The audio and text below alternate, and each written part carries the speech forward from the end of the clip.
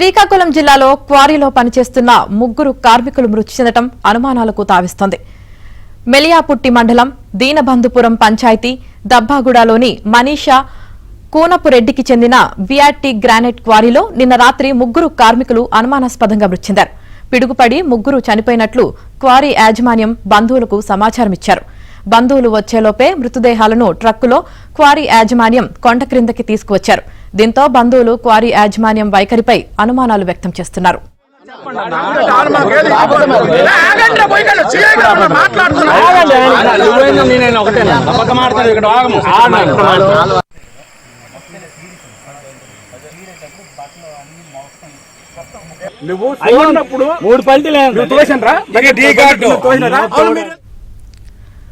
క్వారీలో పేలుడు సంభవించడంతోనే మృతి చెంది ఉంటారని అనుమానాలు వ్యక్తమవుతున్నాయి. ఈ ఘటనలో టెక్కలి మండలానికి చెందిన తిర్లంగి రామారావు, బడబంద అప్పన్నలతో పాటు తమిళనాడుకు చెందిన మరో కార్మికుడు కూడా మృతి చెందాడు. వీరి మృతదేహాలు చంద్రం కావడంతో పిడుగుపాటు కాదని బంధువులు ఆరోపిస్తున్నారు. ఈ ఘటనపై మృతుల బంధువుల ఆందోళన చేపట్టడంతో ఉద్రిక్తత నెలకొంది. దీనిపై పోలీసులు అనుమానాస్పద మృతిగా కేసు నమోదు చేశారు.